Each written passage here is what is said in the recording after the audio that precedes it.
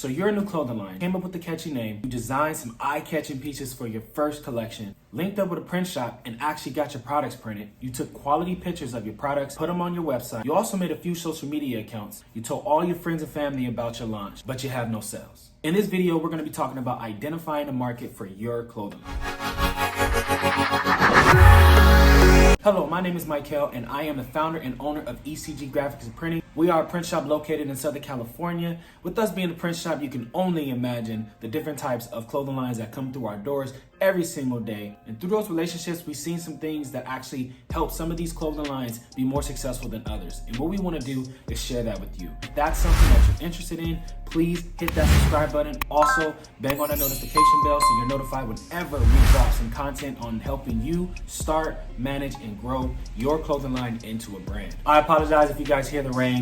It is raining pretty bad outside, so you feel like you did everything right for your clothing line, but you're not getting the sales or feedback or momentum that you expected that you would get once you actually launched it. And unfortunately, this happens to a lot of clothing lines when they first start. Let me start by saying there is a difference between identifying your market and finding your market. When you identify your market, you're actually doing that before you produce your product. Finding a market typically happens after you actually produce your products. And you can see the pros and cons to both of these. Before we move on, let's define what the word market stands for. A market is a group of people that pay and engage with a particular product or service. So for example, streetwear. There's millions, probably billions of people out there that purchase streetwear apparel.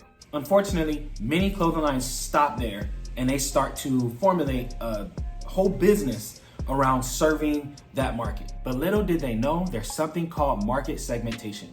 And market segmentation is when groups of a market are categorized based off of commonalities and similarities. Go back to the original example. You have streetwear. A market segment of streetwear could be more of a rap inspired clothing line. Now don't stress, there's only really 4 different categories in market segmentation. The first one's gonna be demographic. What does that person look like?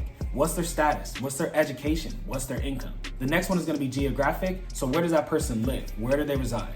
The next one's gonna be psychographic, and this is more focused on what is that person's beliefs, what are their personality, and what is their lifestyle. The last one is gonna be behavior. What are the spending habits, frequency of that customer?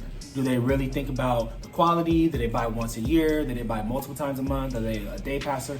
Whatever those different things, like what is gonna be the frequency and the buying habits of that customer. So using those 4 different categories, you can make 4 different types of market segments. The first one is going to be primary market. Second one is going to be secondary market. Third is macro market. Fourth is micro market. If you use just one of the market segment categories, then it's a primary market.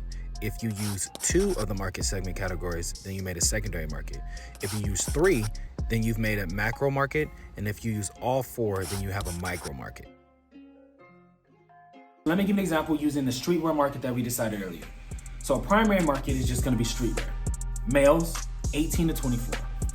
That's it. Let's say we wanna make this a secondary market, so we wanna add geographic into that. A male, 18 to 24, that lives in Atlanta. Let's say we wanted to make this a macro market. So now we need to add a little bit more about the psychographic of this customer. Let's say male, 18 to 24, they listen to the Migos, Lil Uzi Vert, The Baby, Lil Baby. Now let's say we want to make a micro market. So let's add a little bit more.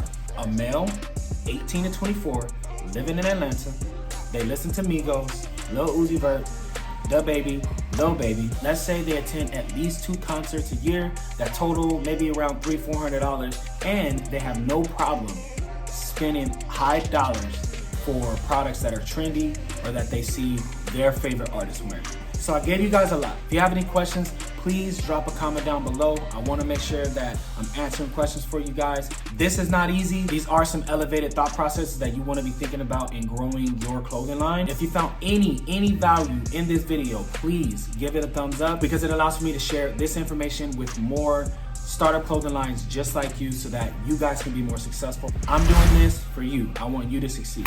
Please subscribe. Also, bang on that notification bell so you'll be notified the next time we drop some content. Till next time.